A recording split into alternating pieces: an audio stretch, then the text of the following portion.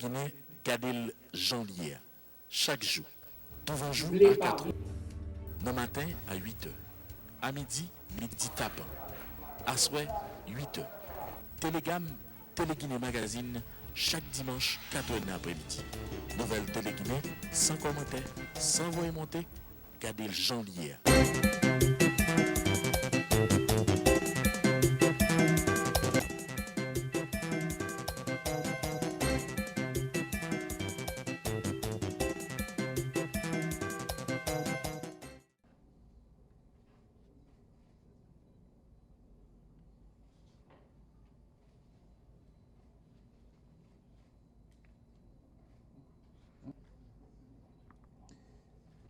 Le ministre, alors,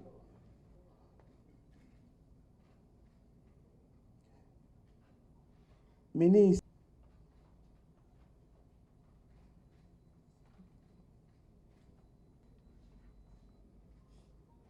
ministre,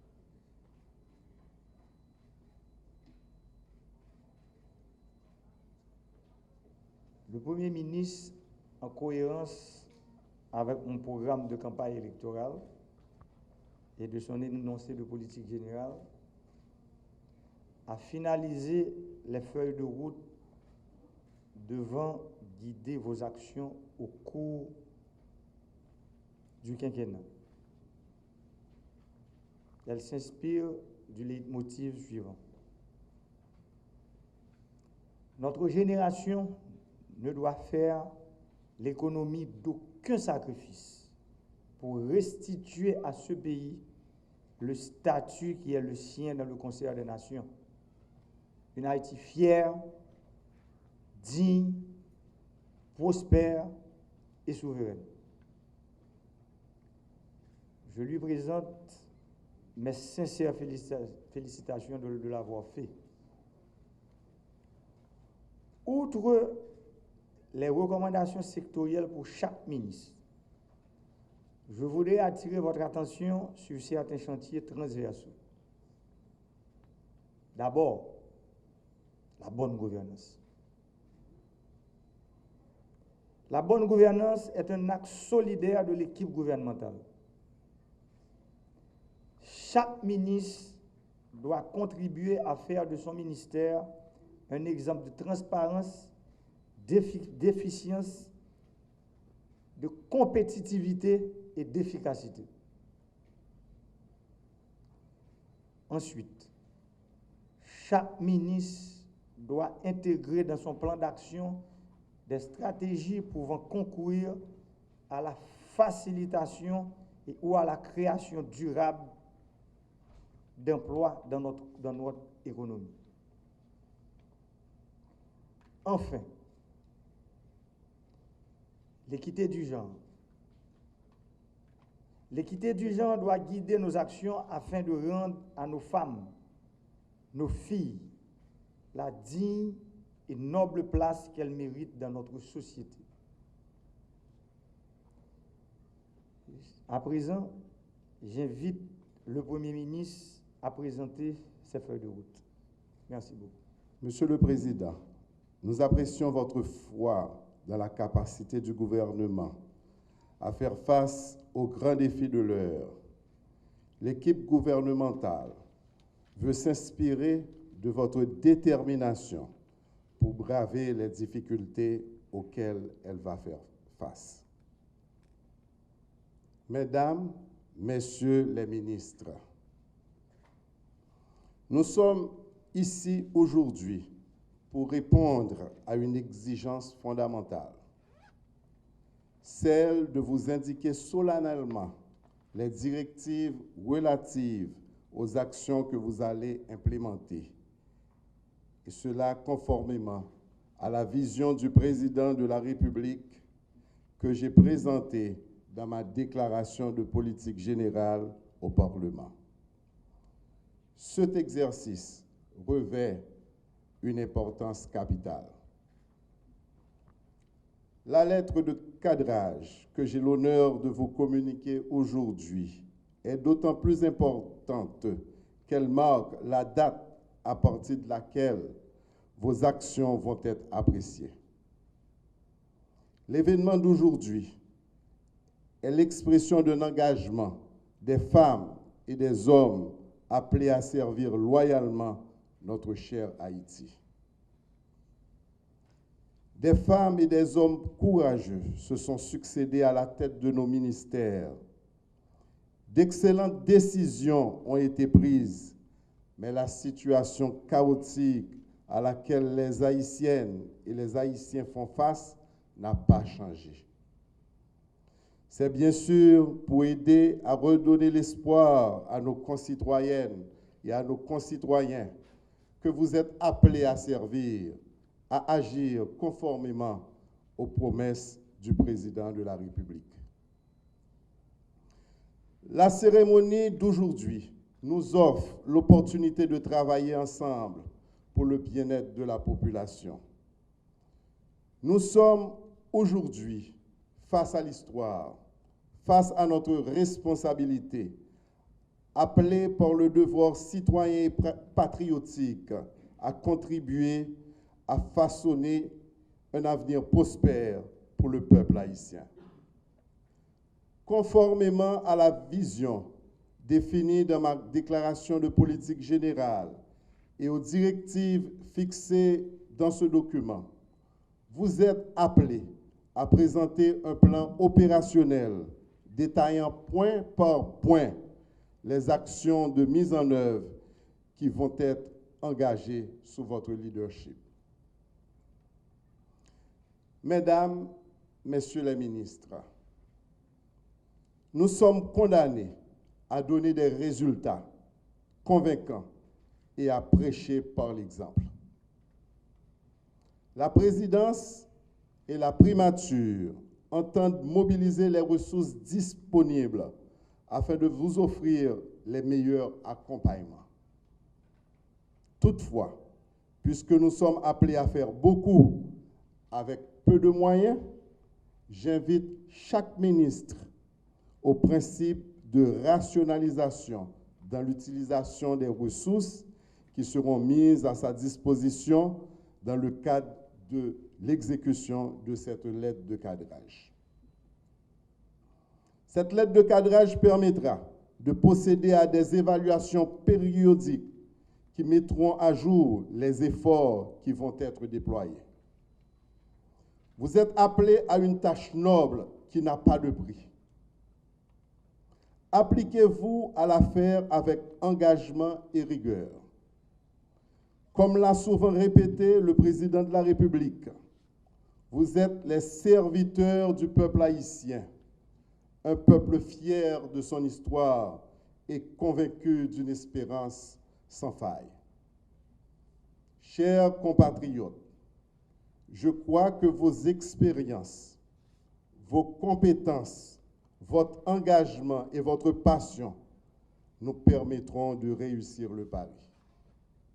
Je suis convaincu que vous disposez des ressources personnelles indispensables à la mise en œuvre des grands chantiers politiques, économiques, sociaux et culturels définis dans ce document de cadrage qui vous est remis aujourd'hui. Je vous souhaite de grands succès dans l'accomplissement de votre mission.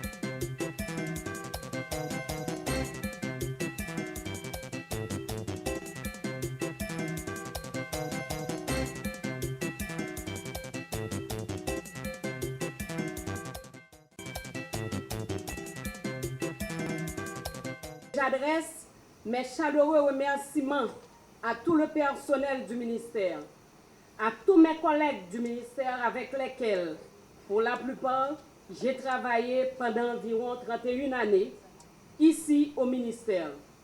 Alors, il faut préciser que je n'ai pas encore l'âge de la retraite. Je me plais à signaler à l'attention de tous que, en laissant ce ministère, je reste viscéralement lié à ce ministère qui demeure mon alma mater, là où j'ai gravi tous les échelons de ma carrière professionnelle. Monsieur le directeur général, vous avez à ce ministère un bassin de compétences et un personnel d'appui très motivé, lesquels, pour mon organe, vous souhaitent la bienvenue et sont déjà prêts à vous apporter toute leur collaboration. L'arrêté cité en référence, considérant que Stevenson Jacques Timoléan, citoyen haïtien, ancien président de la Chambre des députés, ancien cadre de l'administration publique, a été investi de la confiance du président de la République, son Excellence Jovenel Moïse, et en vertu des pouvoirs qui me sont conférés par la Constitution et les lois de la République,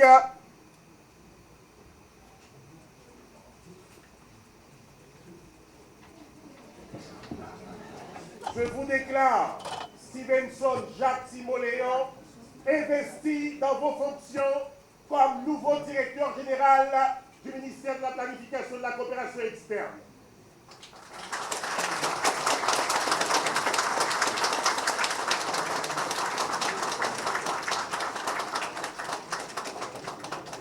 Au seuil de ma prise de fonction, j'éprouve un plaisir particulier assorti d'un devoir de gratitude à adresser mes plus vifs remerciements tant au président de la République qu'au Premier ministre, leurs excellences Jovenel Moïse et Jacques Guy-Lafontan, qui m'ont investi de leur confiance en m'appelant à ce prestigieux ministère considéré à juste titre comme l'instrument des investissements, des grands chantiers et du développement national.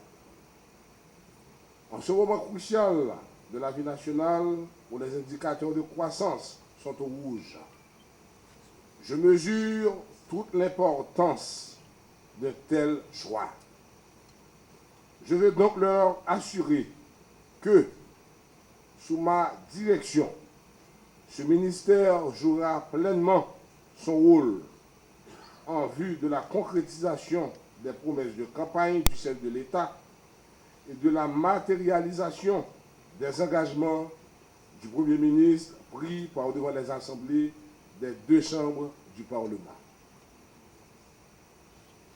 Du podium lumineux et enflammé de la représentation populaire, le destin m'a conduit aujourd'hui et m'installe sur le fauteuil austère de la direction générale du ministère de la Planification et de la Coopération externe. Avant tout, souffrez un bref instant que j'adresse un salut patriotique à mes co-citadins de Petit-Gouave et à mes anciens collègues du Parlement haïtien. Jadis, au souvenir de ce passé qui m'habite toujours, j'aurais, du haut de la tribune du Parlement, prononcé un discours pathétique et exubérant, capable de porter les sentiments au plus haut exposant de l'émotivité de l'allégresse. Mais aujourd'hui, dans cette enceinte qui se veut le laboratoire par excellence du développement national, je sens la nécessité de condenser le palpitant et de cristalliser la verve pathétique en phrases sèches et exactes, plutôt la planification, la programmation, les statistiques, l'organisation et la méthode.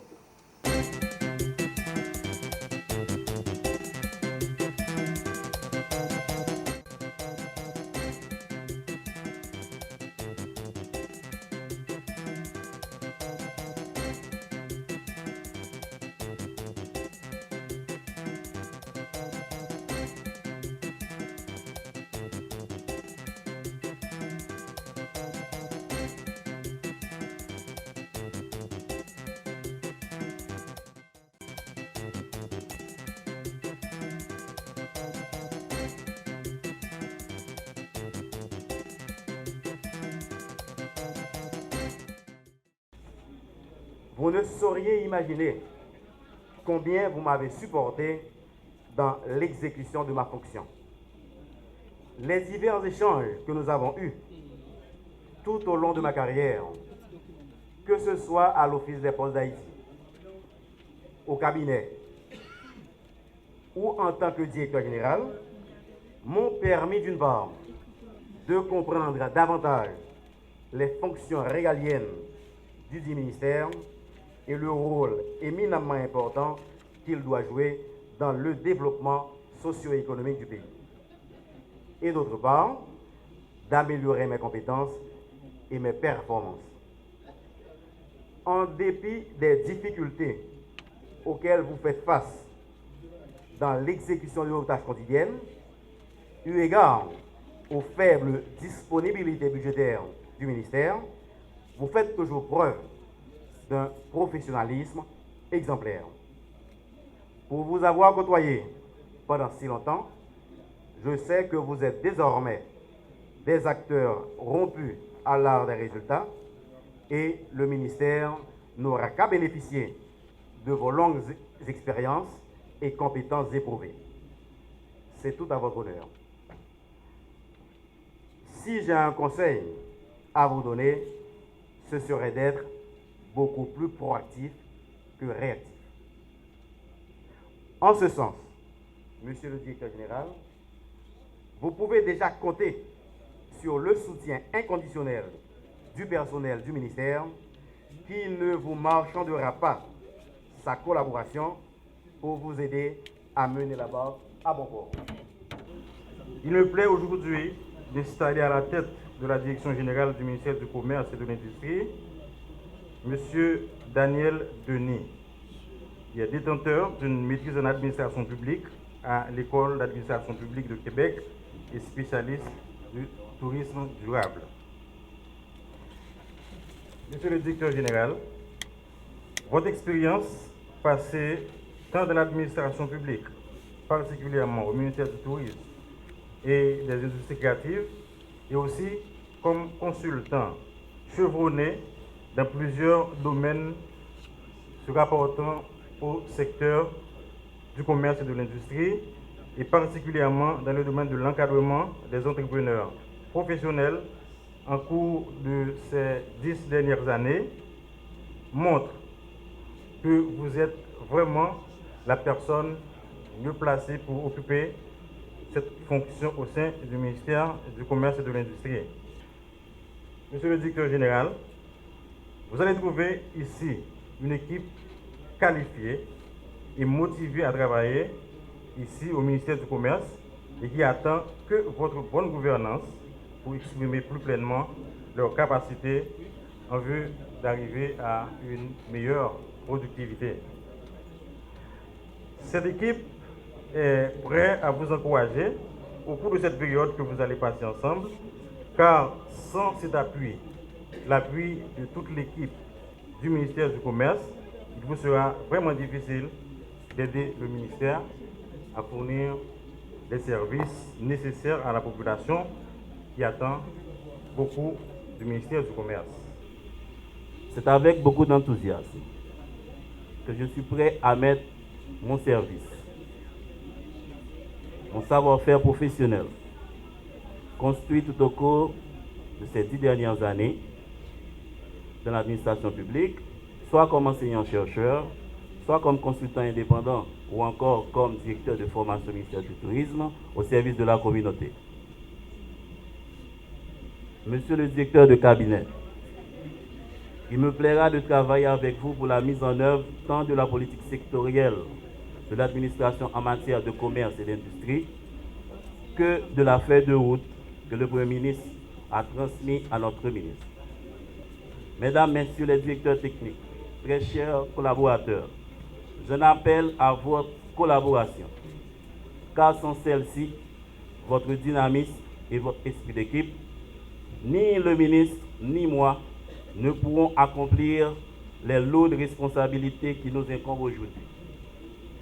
Nous devons par conséquent travailler d'un commun accord afin de faire du développement du secteur commerce et industrie une priorité, comme l'a bien précisé le Premier ministre Jacques Guy Lafontaine dans l'énoncé de sa déclaration de politique générale devant le Parlement haïtien. Mesdames, Messieurs, chers collègues, dans l'accomplissement des activités journalières ainsi que dans nos prises de décision, notre boussole doit être la promotion d'une culture de résultats, probants et objectivement mesurables. D'ores et déjà, le ministre Dumény et moi vous incitons à viser quotidiennement la performance. Nos projets, de quel financement qu'ils soient, du Trésor public ou de nos principaux bailleurs de fonds, doivent être accompagnés d'indicateurs de performance périodiquement mesurables. Mesdames, Messieurs, chers collaborateurs, je ne saurais terminer cette brève intervention sans rappeler les attributions du MCI. À côté de l'obligation de résultat qui nous anime de notre obligation d'être toujours à l'écoute des citoyens, à qui nous devons des informations sur l'évolution sectorielle tout au long du quinquennat du président Jovenel Moïse, permettez-moi de vous signaler que vos principales activités doivent être guidées par le respect scrupuleux des normes de contrôle de qualité, la reddition des comptes, l'appui aux PME, les mesures incitatives visant à encourager dans l'économie nationale les investissements issus tant des capitaux étrangers que ceux des Haïtiens vivant en Haïti et ou à l'étranger. Je suis convaincu que vous conviendrez avec moi qu'il est urgent de nous mettre au travail dès aujourd'hui afin d'apporter des réponses concrètes et efficientes aux problèmes des citoyens ainsi qu'aux différents acteurs du secteur privé des affaires. Je vous en remercie.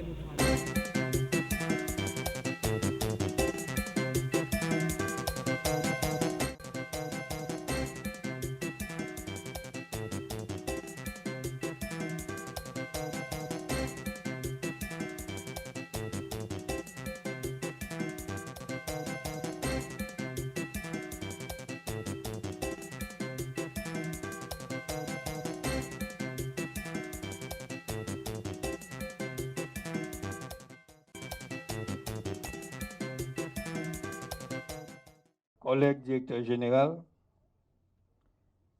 ne serait-ce pas superflu de vous rappeler ce que devrait être une télévision d'État?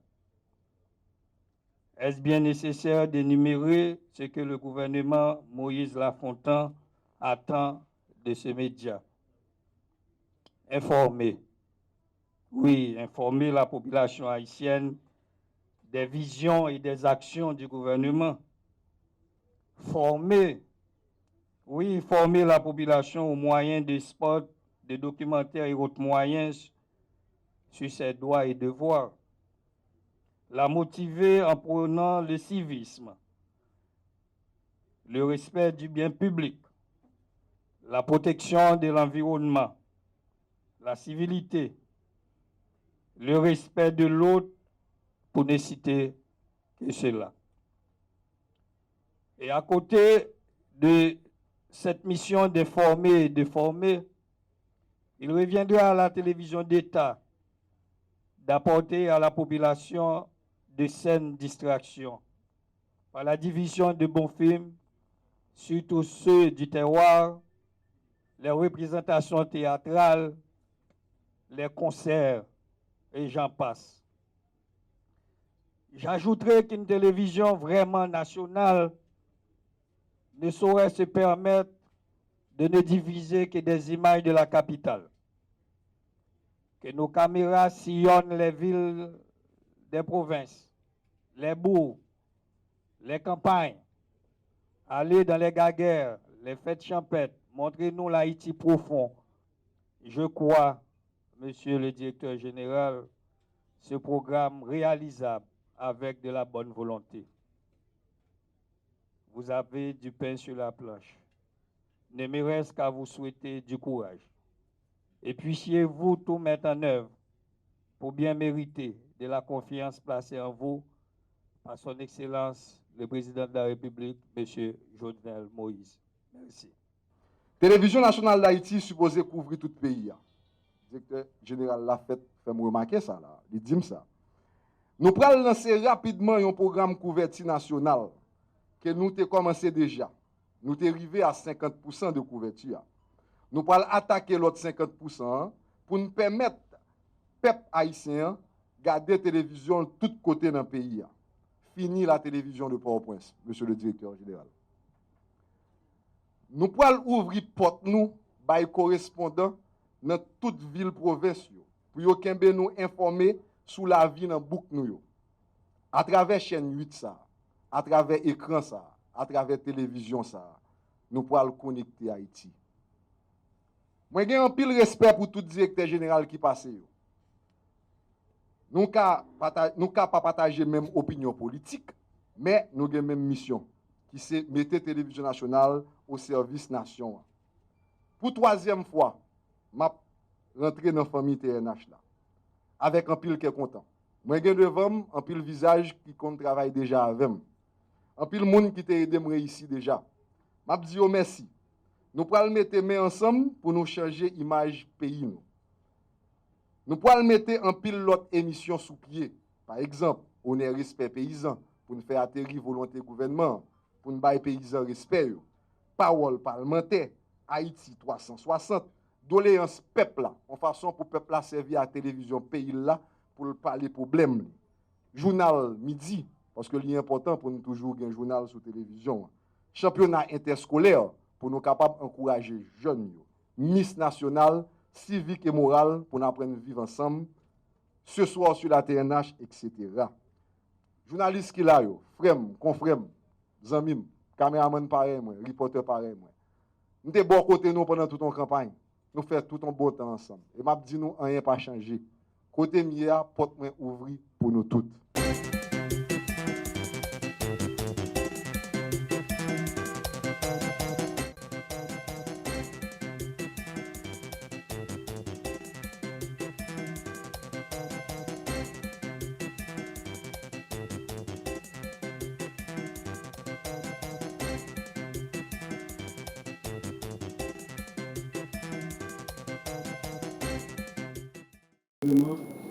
Féliciter les cadres de l'UMP qui m'ont accompagné pendant cette longue durée de 3 ans et demi. Et à mon arrivée, j'avais pris la décision de ne pas opérer aucun changement dans l'administration. Même ce secrétaire qui était là depuis 14 ans, c'était avec moi. J'ai choisi de faire la route avec les gens ici parce que la formation professionnelle est plus technique que l'autre. Donc si vous voulez réussir, il faut travailler avec les gens. Et j'avais beaucoup d'estime pour les gens ici. Je ne m'y attendais pas à cette grande opportunité. C'est sûr, il y a 2 semaines et demie, j'avais déjà fait cette rencontre avec tous les employés d'ici, leur disant, je veux tout juste de boucler mon cycle de formation professionnelle. Peut-être je serai dans le système, peut-être je vais continuer à évoluer, je peux toujours continuer à supporter les gens, spécialement Mme Dussé, que personnellement je le connais. Je serai à ses côtés, je vais lui apporter mon appui, mon soutien. Mon téléphone sera disponible tous les jours à vous de choisir, Madame la Je suis vraiment heureux que c'est une personne qui a quand même quelque chose qui se rapporte à la formation professionnelle, elle est styliste. Et si elle décide d'orienter la formation professionnelle dans cette image, dans cette direction, ce sera un plus pour Haïti dans le niveau textile. Parce que je sais que nous sommes en train de battre, de trouver une sorte de solution pour aller vers le marché international. Donc, Madame la DG, avec tout le monde qui n'a rien fait aujourd'hui, de cadre technique jusqu'au petit personnel, nous disons succès, bonne chance, et nous connaissons qui va accompagner ou après 3 ans et demi de faire pas rien, sur décider réellement pour faire bataille parce que c'est pas facile, mais nous connaissons des poids du talent. Merci beaucoup. La formation professionnelle est la seconde priorité de la politique éducative du gouvernement. La formation professionnelle est le second volet prioritaire pour le secteur, sachant que le développement durable, tant souhaité, passe aussi par la formation de techniciens qualifiés capables de répondre aux besoins du marché. Le ministère compte déjà sur la création des centres d'apprentissage des métiers dans chaque département. Comme souligné dans le plan opérationnel 2010-2015, la reconstruction en profondeur du sous-secteur de la formation professionnelle s'impose comme une nécessité première et un facteur incontournable au développement du pays. Vient le temps de se mettre maintenant au travail, car les dossiers brûlants nous attendent pour la rénovation du secteur. Les étudiants, nos enfants, sont impatients pour cette éducation de qualité que nous devons leur offrir pour le renouveau de ce pays qui nous est cher et que tous nous aimons. Je veux tout remercier Dieu pour m'avoir donné cette option collective en me plaçant toujours à la tête d'institutions qui agissent directement sur la population. À l'INFP, plus de 50% de cette population sont concernés. Jeunes, femmes, hommes et moins jeunes qui se battent pour un présent stable et un avenir meilleur par le biais d'une formation professionnelle. Je remercie en deuxième lieu le président de la République, son Excellence M. Jovenel Moïse, pour sa confiance, me permettant de participer à la redynamisation de la formation professionnelle de mon pays. En tant que professeur de carrière dans l'éducation, surtout au ministère de l'Éducation nationale depuis plus de 25 ans, je suis sûre que je vais pouvoir faire la différence, mais avec l'aide de tous et de toutes.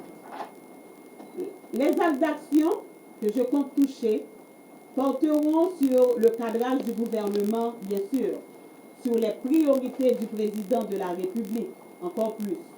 Mais entre autres, nous allons nous atteler à la tâche pour valoriser les corps des métiers, pour labelliser et classifier les écoles professionnelles en distribuant des labels d'excellence, en améliorant les cursus des écoles, en faisant sur des bases concentrées la validation des acquis.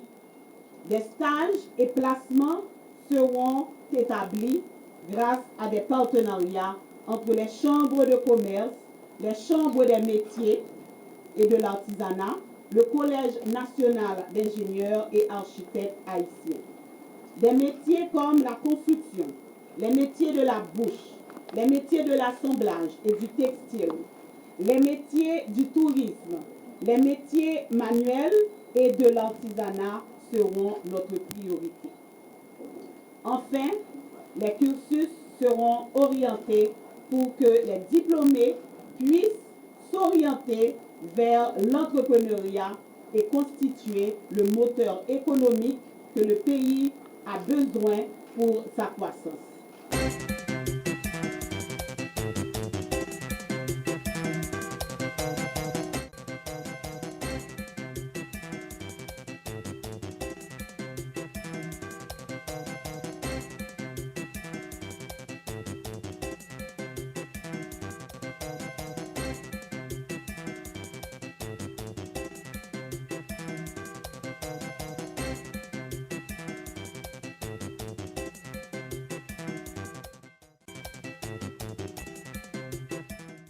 La théorie de la séparation des pouvoirs et l'indépendance du pouvoir judiciaire sont clairement énoncées dans de nombreux articles de notre loi mère, à laquelle la nation entière doit un respect et qui ne saurait jamais cesser. En tout premier lieu, nous avons l'article 59.1. L'ensemble de ces trois pouvoirs constitue le fondement essentiel de l'organisation de l'État qui est civile. L'article 60. Chaque pouvoir est indépendant des deux autres, de ses attributions qu'il exerce séparément.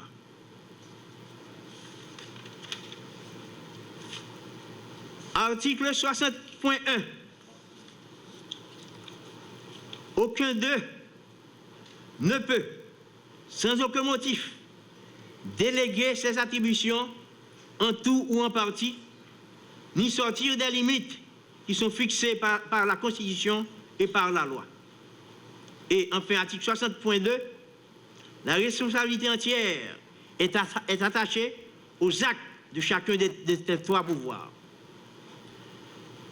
C'est pourquoi, dans cette série d'activités de commémoration, la 30e année de notre Constitution et du quinquennat du CSPJ, nous célébrons la Constitution, nous affirmons notre indépendance, une application stricte de notre loi mère et de toute la législation haïtienne dont nous sommes le garant.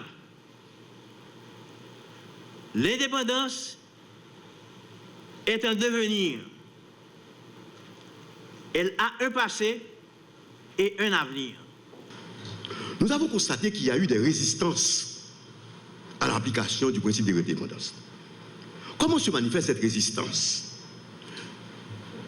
J'ai tiré dans le décret du 30 mars 1984, régissant le ministère de la Justice, à l'article 1er, il est clairement dit que l'administration de la justice, et il appartient au ministère de la Justice de formuler et d'appliquer la politique de l'administration de la justice. Et l'article 3 de ce décret qui régit le ministère de la Justice prescrit que le ministre de la Justice veille à ce que la justice soit bien administrée et qu'il exerce un droit de surveillance sur les magistrats. Vous avez vu, il y a une rétention. Pourquoi c'est lui la justice qui administre la justice? Alors qu'au Parlement, il y a une administration du Parlement. Pourquoi c'est la justice qui est administrée par un autre pouvoir? Vous avez vu les résistances. Et la justice doit être indépendante. L'indépendance doit se manifester à l'égard du pouvoir exécutif, du pouvoir législatif, des particuliers et vis-à-vis de toute personne. Dans l'intérêt du pays, dans l'intérêt des magistrats, dans l'intérêt de la justice, dans l'intérêt des autres acteurs du pouvoir judiciaire. Je parle acteurs, les avocats.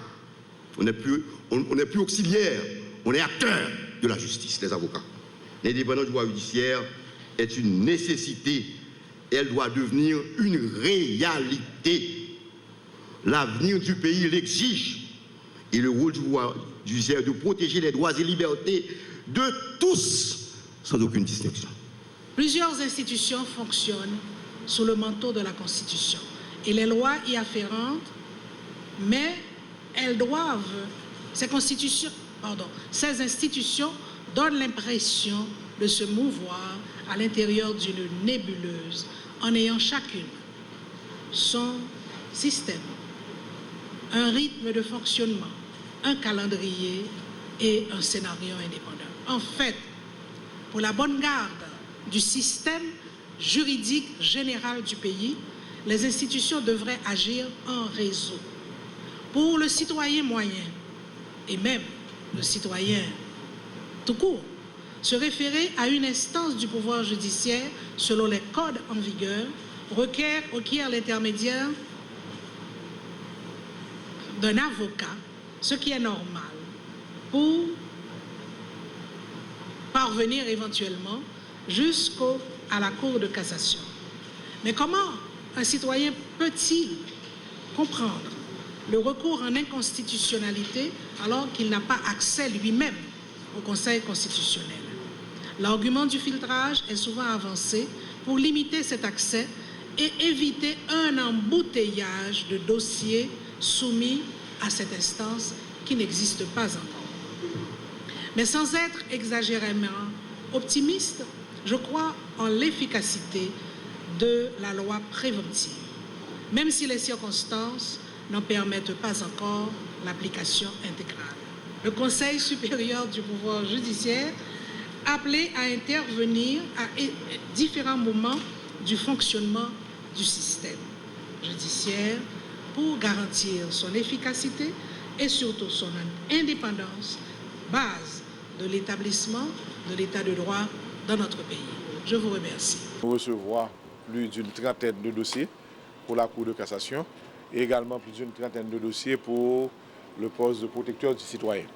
Actuellement, en Assemblée, la semaine dernière, nous remettons dossier à la Commission Justice et Sécurité qui va assurer pour l'analyser, garder est-ce que le dossier respecte les règles prescrites par les lois sur l'organisation judiciaire et la loi sur le statut des magistrats et il va le soumettre en rapport à l'Assemblée qui lui-même pour justement analyser le rapport-là et après analyser le rapport-là, pour faire choix de 3 noms par siège puisque il faut nous envoyer 18 noms à raison de 3 par siège pour que l'exécutif là lui-même les choisit dans chaque siège que nous présentons 3 la choisi yon. Donc moi je crois que le processus est en cours. Il en est de même pour le protecteur du citoyen que nous allons choisir 3 personnes et 3 personnes c'est président Sénat, président Chambre des députés, président de la République qui va choisir yon. Qui date nous capable d'attendre avec aboutissement processus? Bon, commission a au moins un mois pour le dresser le rapport là pour le travail sur lui puisque immédiatement après Cour de cassation et immédiatement après protecteur du citoyen, nous allons travailler sur le Conseil constitutionnel et le Conseil électoral permanent. Donc, il y a un mois, c'était la semaine dernière, c'est-à-dire au milieu du mois de mars. Donc, au milieu du mois d'avril, il faut que la commission présente nos rapports pour que nous-mêmes, nous puissions statuer sur lui à l'Assemblée. Et je dis, je suis très content, malgré une contrainte de temps que nous avons extraordinaire que nous avons aujourd'hui, nous sommes présents dans la commémoration 30e anniversaire de la Constitution, puisque le sénateur Latortue, lui-même, dans la 48e législature, nous te prend sous nous pour nous te présenter 3 lois fondamentales qui permettent que aujourd'hui, nous ayons indépendance du pouvoir judiciaire. La loi sur le CSPJ, la loi sur le statut des magistrats et la loi sur l'école de la magistrature. Donc, ça fait environ 10 ans depuis que la loi a été votée, que moi-même, président de la commission de justice, moi été présenté, parce que le gouvernement de cette époque voulait ce qu'on appelle pas le Conseil supérieur du pouvoir judiciaire, c'était le Conseil de la magistrature. Nous-mêmes, nous avons changé, nous avons consacré l'indépendance là, et 10 ans après, moi été venu avec CSPJA pour nous non seulement lancer, fêter l'indépendance, mais en même temps tout, garder qui problème qui gagne à travers différentes conférences pour nous corriger, si possible pour nous garder loi, corriger loi. Mais de toute façon, cette indépendance a été définitivement consacrée. Et les articles 59 et 60 de la Constitution qui proclamaient l'indépendance pouvoir, je dis à nous que nous avons fait 3 lois organiques qui justement mettaient l'indépendance et qui fait que je dis à 10 ans, nous avons gardé 5e anniversaire de l'installation CSPJA, mais 10e anniversaire de votre loi qui vraiment des lois spéciales qui consacrent l'indépendance des 3 pouvoirs. Oui, loi demandé pour ces juges dans la cour d'appel, également demandé des avocats qui ont déposé. Moi, pas tous les critères là, mais nous recevons tout le dossier et actuellement, la commission a analysé, puisque en l'Assemblée, nous devons remettre la loi en commission.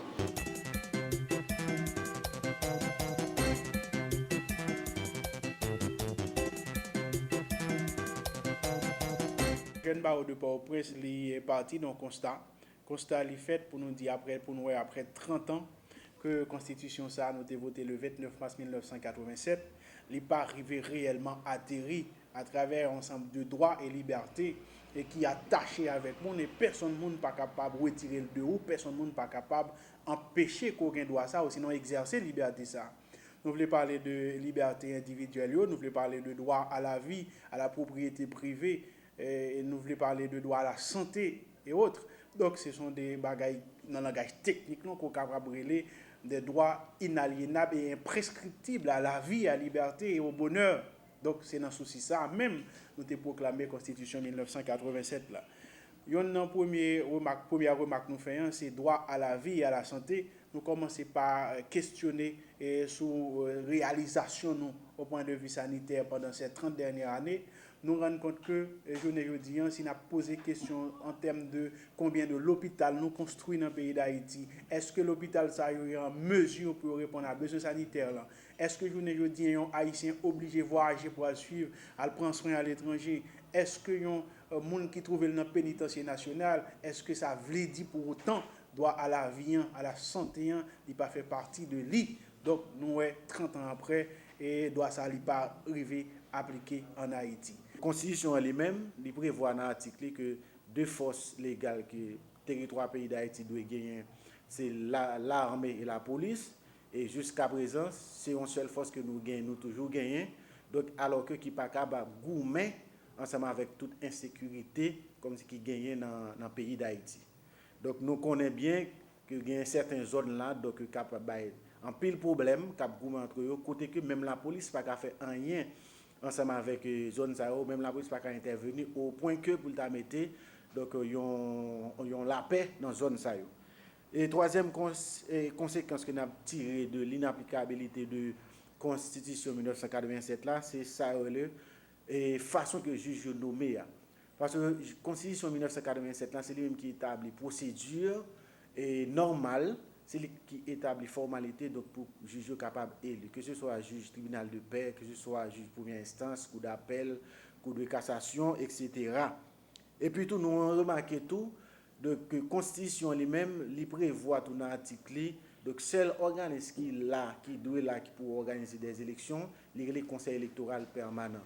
Et ceci, depuis après 30 ans, nous avons toujours constaté exactement que c'est toujours un provisoire. C'est sorti dans le provisoire, entrer dans le provisoire. Et dernier quinquennat qui passé là, si je ne me pas trompé, même quand nous passons près de 6 à 7 conseils électoraux provisoires. Donc, c'est que la Constitution elle-même n'est pas à prévoir. Parce que c'est seul Conseil électoral permanent lui-même donc, qui supposé là donc, pour organiser donc, des élections normalement. Donc, ça eux-mêmes, ce sont des conséquences comme si nous tirions, le jeune Bao lui-même les tirer à travers l'inapplicabilité de la Constitution. Et en tant que proposition, jeune Bao lui-même compté mandé pour organiser 3 pouvoirs, ça les dit, le pouvoir exécutif, pouvoir judiciaire et pouvoir législatif, pour être capable de faire une synergie, pour être capable de mettre les têtes ensemble, pour être capable de faire respecter, pour être capable de faire appliquer la Constitution, ou bien pour être capable de faire amender une Constitution, une façon pour nous gagner une Constitution qui répond avec les besoins de la population.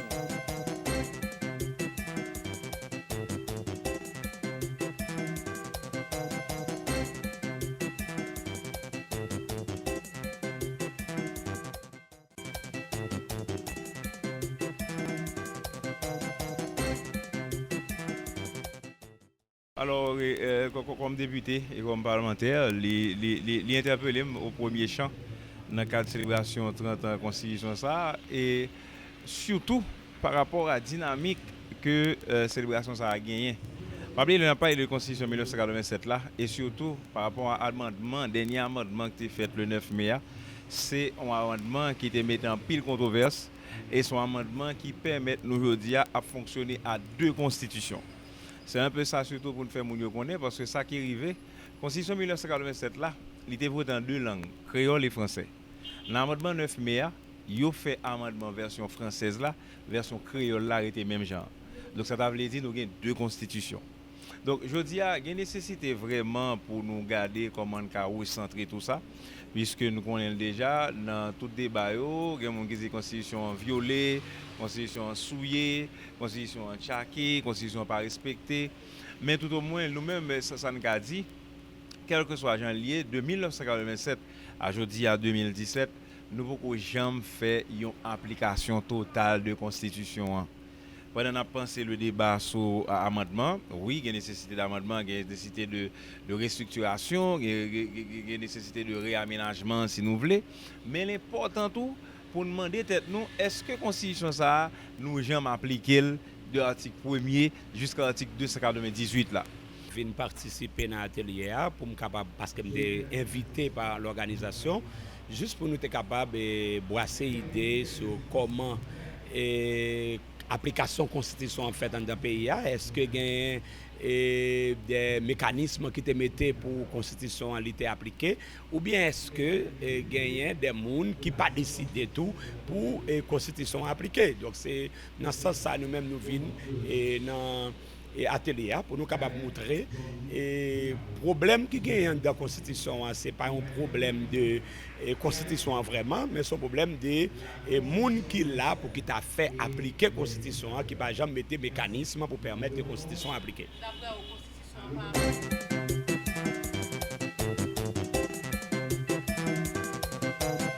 Tant année après, Robert, nous sommes capables de dire que il y a même engouement aujourd'hui que tu gagné à 30 ans.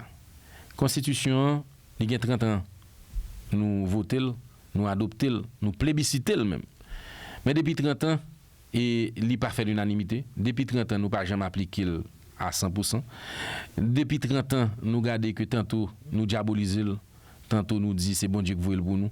Depuis 30 ans, nous avons une bonne bagaille que la Constitution a demandé de faire. Que nous pas fait. Depuis 30 ans, je pense que nous faisons expérience qui montre nous que et constitution ça, même quand il y a des grands acquis, il y a des lacunes, il y a des faiblesses qui sont capables de constituer un frein au progrès économique et au développement social d'Haïti. C'est pour ça que l'important que le pouvoir législatif là, qui a autorité pour le faire, initier un travail de consultation avec tout secteur politique, tout secteur société civile, tout secteur dans le pays, pour nous capables de qui gens nous capables de moment loi pays pour nous bailler Haïti un moment loi pays qui m'accordé avec réalité pays et puis tout qui m'accordé avec défi captain nous demain. C'est sous ça n'a travail connait. Député directeur, j'ai un problème, n'a parlé de Haïti et si nous prenons constitution comme projet de société, il y a des réalités reflètent la réalité que nous vivons là. Souvent on a puisé la France, en Angleterre pour nous faire constitution alors que des réalités nettement différentes. Oui. Moi cher yo fait nous reproche ça effectivement. Je pense que de toutes les façons, il y a une constitution dans l'autre pays capable toujours servir nous, pas de modèle, mais de référence, on a regardé deux ou trois bagailles. Cependant, je pense qu'on touche un point qui est important. Haïti a une spécificité nationale, une spécificité haïtienne, une spécificité culturelle. Il est très important que dans l'élaboration, l'élaboration loi pays, pour nous simplement placer nous dans une position pour nous garder Haïti, culture, pratique jeune fonctionner pour que maman loi pays pas semble bagay dans le prêter l'autre bord de l'eau. Jeudi et 30 mars 2017, ça fait 31 jours pour jour que la constitution haïtienne là gagne que nous adopté une nouvelle constitution en Haïti. Constitution ça que nous adopté avec un pile qui est content, nous te metté un pile espoir dans lui-même. Seulement 30 ans après nous réaliser que gain des bail la donne pour nous l'améliorer, que des bail la donne pour nous changer, que des bail la donne pour nous compléter. Chambre des députés, qui c'est une dans deux corps qui autorisé faire une proposition d'amendement, il prend les devants, il prend initiative, il prend leadership pour les capable consulter tous les secteurs de la vie nationale pour nous voir comment ensemble nous camoyen maman loi pays. Moi-même Jerita Dieu, député Pétionville, président commission spéciale sous réforme, sous amendement constitutionnel dans la Chambre des députés, moi tout annoncé tout responsable parti politique, tout responsable association société civile, tout membre gouvernement, tout professeur d'école, tout responsable d'université privée ou publique, tout haïtien, toute haïtienne à la Ronde-Bade, collectivité, magistrat, tout le monde qui est intéressé dans la question de la Constitution, pas hésiter, contactez-nous en dans la Chambre des députés si nous voulons rencontrer commission, si nous voulons faire proposition, si nous voulons faire commission des propositions, nous étions ouverts. Nous gagnons tout pour nous aller dans la province, pour nous rencontrer notables provinciaux, pour nous rencontrer paysans, pour nous rencontrer syndicats, pour nous prendre opinion et tout. Nous gagnons tout pour nous partir, pour nous aller dans la diaspora, parce que nous ne pas considérer qu'il y a deux pays, pas deux Haïti. Donc c'est l'Haïti, sauf qu'il y a nous qui vivent ici, il y a nous qui vivent dehors. Donc tout ça, c'est un gros travail. Nous comptons sur la société, nous comptons sur la compréhension et nous avons souhaité que ensemble nous baillons un exemple de solidarité, de fraternité, de patriotisme à la Satabelle, Robert, que dans 2 ans, ni législatif, ni exécutif, ni société civile, nous t'achète à son table comme ça et puis nous annoncer nation qui nous joignent une entente sous qui nous prenons ensemble, moi et maman loi pays.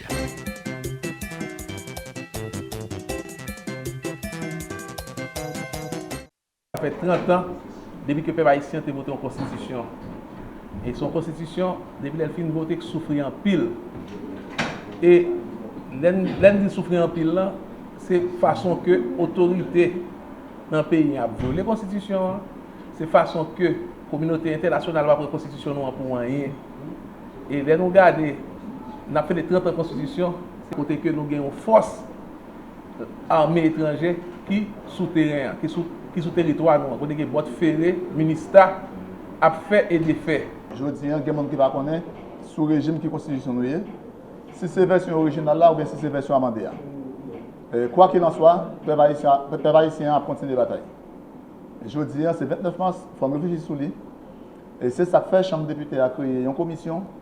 À ce moment même, nous allons faire un coup d'envoi, travail, réflexion qui va le faire pour réformer la Constitution. Mais quel que soit ça qui va sortir dans la réflexion, qui va le proposer pour le prochain amendement qui va le gagner, il y a une série de bagages, il y a une série de acquis, nous pensons qu'il va le droit perdu. Il y a une bagages qui va le droit perdu, Jean Constitution 87 dit, quel que soit ça qui est là-dedans, le caractère républicain de l'État haïtien va le droit changer. Il y a une bagages qui va le droit perdu, décentralisation qui était instaurée dans le régime Constitution 87, il va le droit changer. Il y en a qui nous bataillons pour lui en pile, donc on est qui va le droit moyen que la Constitution ça lui garantit, c'est la liberté de la presse. Soit dit en passant, nous connaissons ces derniers temps, il y a une certaine panique dans le milieu de la presse sur une loi sur diffamation que le Sénat a votée. Nous-mêmes, dans la Chambre des députés, nous avons une loi pour nous travailler sur les tout. La seule garantie, nous travaillons, c'est la pression. Avec tout le monde qui est sensible pour la liberté de la parole, pour la liberté d'expression, que pas rien, nous-mêmes, nous pourrons le faire qui va mettre en danger la liberté ça, et que nous prenons engagement pour nous garantir la liberté ça, dans le cadre de bataille que nous avons menée pour sauvegarder la démocratie. Constitution qui dit, eh bien, comment un pays a fonctionné, c'est une constitution qui incarne la nation haïtienne. Non. Deuxième dimension, on a dit constitution éthique, ça veut dire que les dit état de droit, c'est en référence avec la constitution qui c'est la loi mère pays. Et dans l'autre dimension, et notre thème technique, il dit son casting politique, ça veut dire que c'est la constitution qui prévoit les grandes fonctions de l'État. Fonction exécutive, nous avons le pouvoir exécutif là. Fonction législative, nous avons le Parlement, qui vient de branches. Et puis nous avons la fonction judiciaire là, juge qui a sanctionné, qui a fait appliquer la loi. Mais malheureusement, je ne dis pas, on a commémoré ou bien on a fêté 30 ans de constitution dans la honte. Premièrement, nous gagnons une force d'occupation qui annonçait le bralet. Deuxièmement, nous gagnons, pas oublier, les avis sont partagés concernant la Constitution. Il y a des gens qui disent que la Constitution, lycée, on source de stabilité.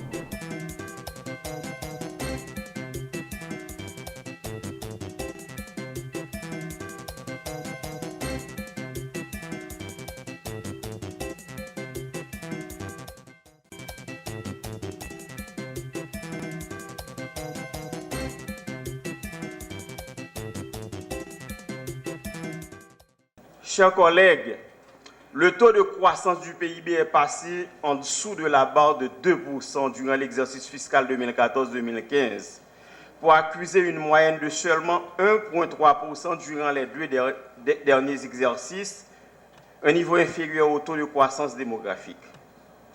Ceci confirme donc le renforcement de la paupérisation au sein de la population haïtienne.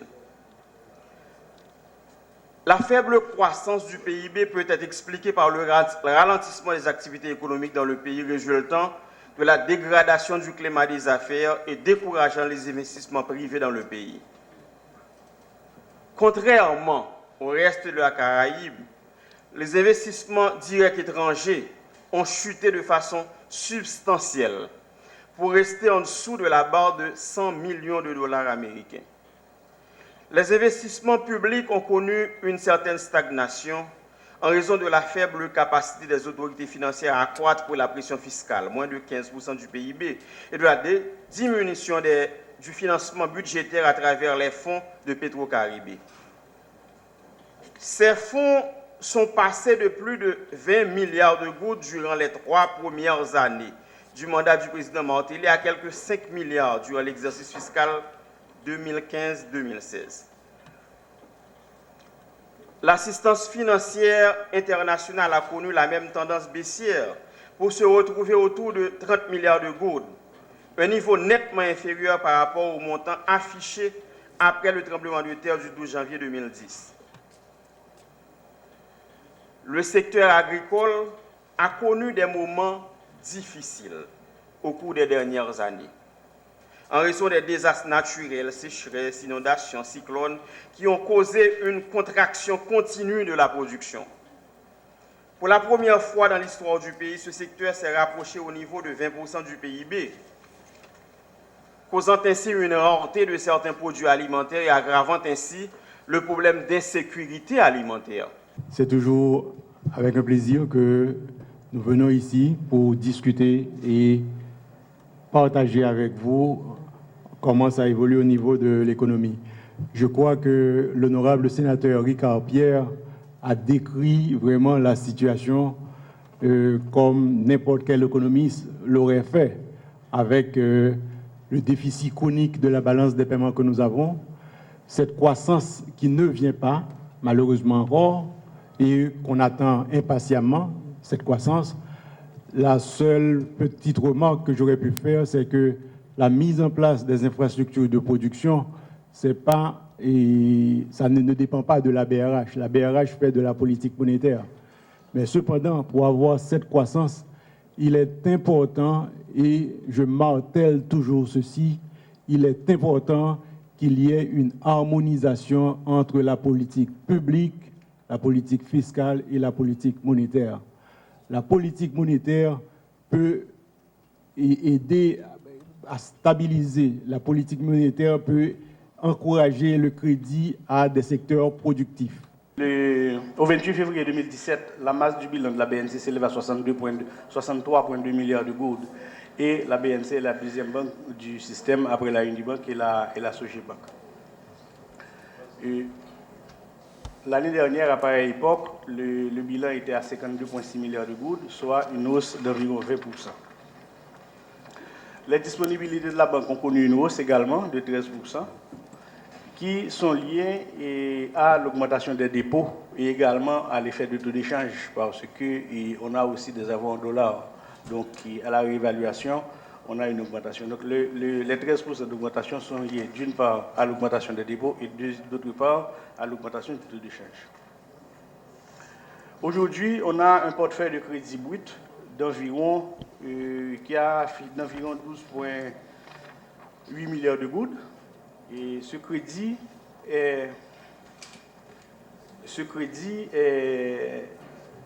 on a une partie au crédit en consommation, une partie de crédit PAM. Le crédit PAM, c'est le programme de prêt aux fonctionnaires, aux employés de la fonction publique. Il y a une partie qui va à la carte de crédit. Et également, il y a les prêts au logement pour les particuliers et le programme de CAREPAM. Le programme de CAREPAM, c'est un programme qu'on a monté il y a quelques années, de concert avec la BPH, où, à partir duquel les clients de la banque peuvent avoir accès au crédit à un taux de 8% qui est fixe sur une période de 10 ans. Et ce taux peut être révisé à la 11e année.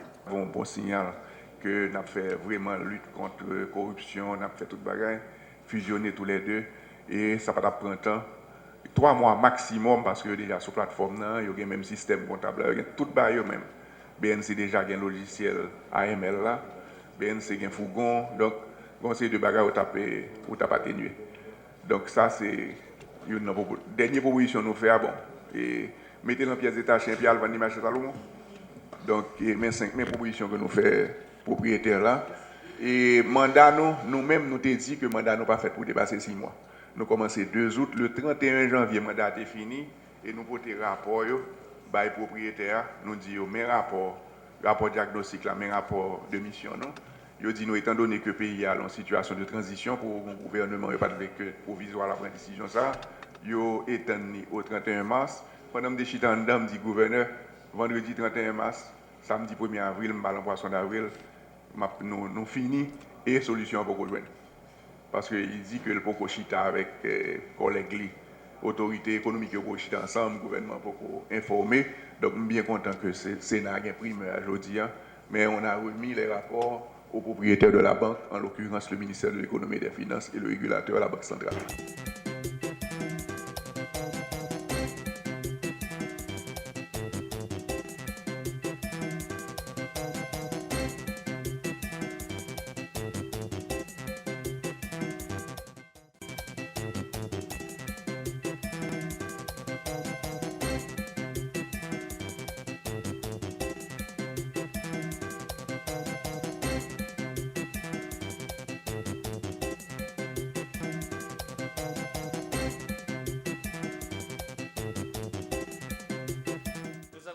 informé 92 détenus condamnés dans 5 filières différentes, 18 en coupe-couture, 17 en macramé, 16 en informatique, 19 en plomberie et 22 en ébénisterie. Et encore, avec la persévérance de certains cadres de la DAP, je tiens à citer M. Demorcy, Mme Delouche et Mme Daphné, qui je remercie grandement, nous avons construit un atelier d'ébénisterie permanent pour continuer à travailler et poursuivre les activités de votre mission de réhabilitation des détenus. Enfin, un criminologue a étudié le profil de 132 détenus. Il est en train de terminer sa recherche et sera bientôt diffusé et publié. En effet, la mission de la DAP est dégradée et réhabilitée. Et la DAP, maintenant que l'appui du projet termine, a un grand besoin d'être supporté dans sa mission et est impératif de trouver les ressources pour continuer. Pouvoir continuer dans ce chemin qui est long et ne peut pas s'achever dans l'espace temporel d'un seul projet, dont la garantie que beaucoup de problèmes liés à la détention et à la promiscuité peuvent être surmontés, et qui est la société qui va encore plus en bénéficier. Un détenu réinséré cesse d'être un problème social pour se transformer dans une ressource pour la société et pour le pays. Il faut trouver une place aux détenus de la société haïtienne. Et pour cela, nous nous intéressons aussi aux entrepreneurs qui ont dans les mains des leviers d'un pouvoir économique et commercial du pays pour qu'ils fassent leur part dans le système d'insertion. C'est à la une des médias de ce dernier samedi que le voyage du Saint-Pape à Milan a débuté avec un déjeuner dans la prison civile de Milan avec les détenus. Pour lui, c'était important de passer du temps avec les personnes parmi les plus marginalisées et oubliées de la société. Nous avons travaillé pendant une année pour vous convaincre qu'un autre point de vue sur les détenus des prisons d'Haïti et pour démontrer qu'une autre prison est possible. Ensemble, nous pouvons améliorer les conditions des détenus et aussi renforcer les acquis. Mais pour cela, nous nous intéressons aux bailleurs pour les stimuler, car nous ne pouvons pas laisser le travail à moitié. Et nous avons encore plus besoin du support de toute la société civile haïtienne. Merci, bonne continuation, et pour les détenus, bonne chance pour votre avenir, pour un avenir d'espoir et de confiance. Ce projet de durée de 12 mois a été élaboré afin de mettre à profit le temps de la détention des personnes condamnées avec un programme de correction visant à réduire le phénomène de la récidive, tout en facilitant leur intégration socio-économique dans la société après avoir purgé leur peine. En effet, il s'agit du premier projet de réhabilitation réalisé dans la prison civile de Guadeloupe depuis la modernisation du système pénitentiaire en Haïti. Cette prison, qui héberge exclusivement une population masculine adulte de plus ou moins 1323 détenus, dont 467 condamnés de manière générale, il s'agit des détenus de droit commun dont les peines sont pour la plupart relativement courtes.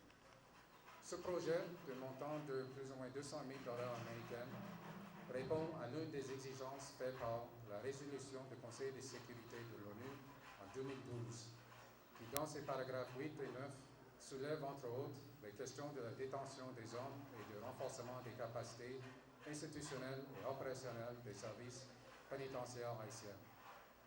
Les activités réalisées dans ce projet ont été entreprises dans les 3 volets suivants.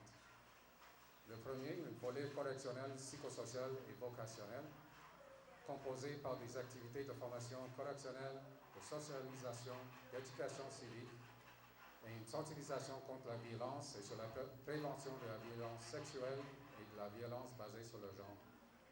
En plus d'une formation concernant sensibilisation de l'abus d'alcool et de drogue et par l'assistance psychologique et le suivi psychosocial individuel et des groupes.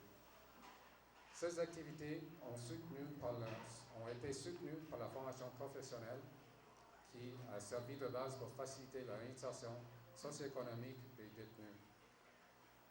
Le deuxième volet, c'était un volet de renforcement des capacités de l'ADAP à travers une formation théorique à 10 cadres de l'ADAP affectés à la prison de la Croix-de-Bouquet. Le troisième volet est un volet de renforcement des capacités de l'État qui s'ajoute à la requalification du personnel de l'ADAP, le recrutement et le suivi de 2 stagiaires de l'Université d'État d'Haïti qui constitueront avec les autres finalistes engagés dans les précédents projets financés par le ministère.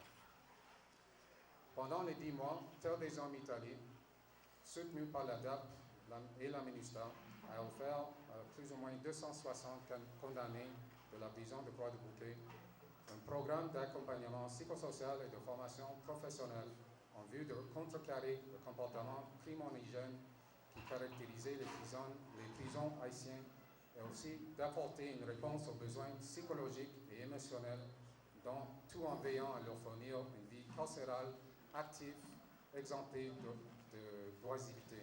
Cérémonie de graduation des 92 détenus qui viennent de recevoir des formations en plomberie, en coupe-couture, en informatique, en macramé et en ébénisterie à la prison civile de la Croix-des-Bouquets. Cette formation a duré 10 mois, temps suffisant selon l'INFP pour offrir à ces récipiendaires les outils nécessaires, tant théoriques que pratiques, pouvant les permettre de porter le titre de professionnel dans le domaine. Le sentiment qui m'anime ce matin est d'autant plus fort qu'énorgueillant, car durant mes 2 ans environ à la tête de la direction de l'administration pénitentiaire, je suis à ma 4e cérémonie de graduation ou de clôture pour pas moins de 7 programmes de réinsertion sociale, de réhabilitation sociale, mis en œuvre. Il s'agit en fait d'une modeste réalisation, considérant les besoins dans le domaine, mais suffisamment indicative pour la transformation et la réforme du système carcéral, du fait qu'elle nous met en adéquation avec le 2e volet de notre mission, qui est la réhabilitation des détenus qui nous sont confiés. Un volet qui, malheureusement, n'est pas toujours mis en avant ou n'est pas toujours défendu. Pourtant, ce volet devrait constituer le nerf central du système carcéral, car, pour répéter Edwin Sutherland, Alvaro Pires et même Michel Foucault, dans son ouvrage « Surveiller et punir », 20 serait le système carcéral s'il ne parvenait à transformer l'individu pour faciliter sa réinsertion dans la société. Autrement dit, il est inutile et non nécessaire de garder, inutile de surveiller les prisonniers s'il n'existe pas au sein des prisons des programmes viables et durables de réhabilitation.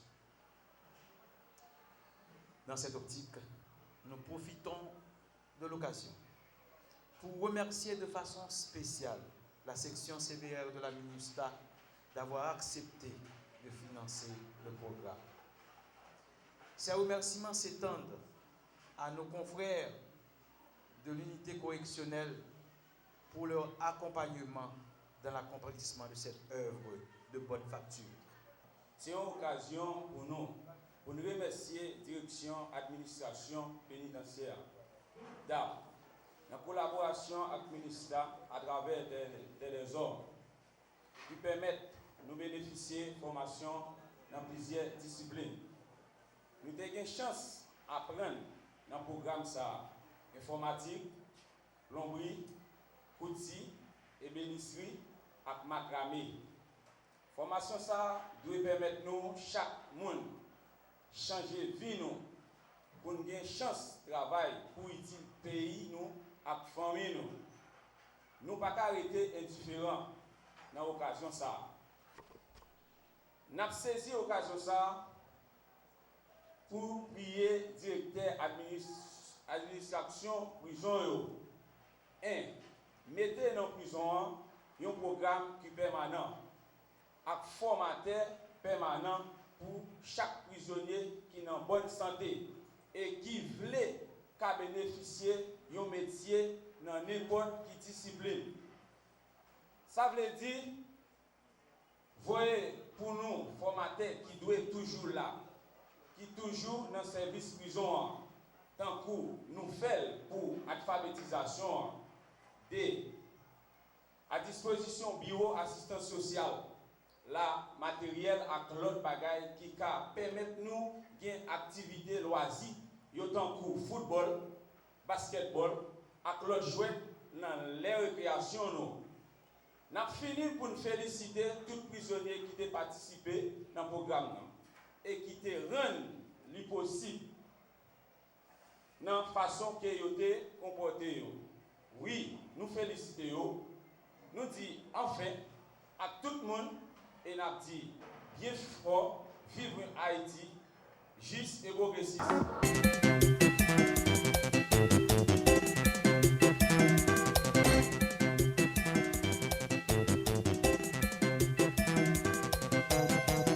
Téléguinée, Gadel Janvier. Chaque jour, devant jour à 4 h. Le matin à 8 h. À midi, midi tapant. À soir, 8 h. Télégamme, Téléguinée Magazine, chaque dimanche, 4 h l'après-midi. Nouvelle Téléguinée, sans commentaire, sans voix monter, Gadel Janvier.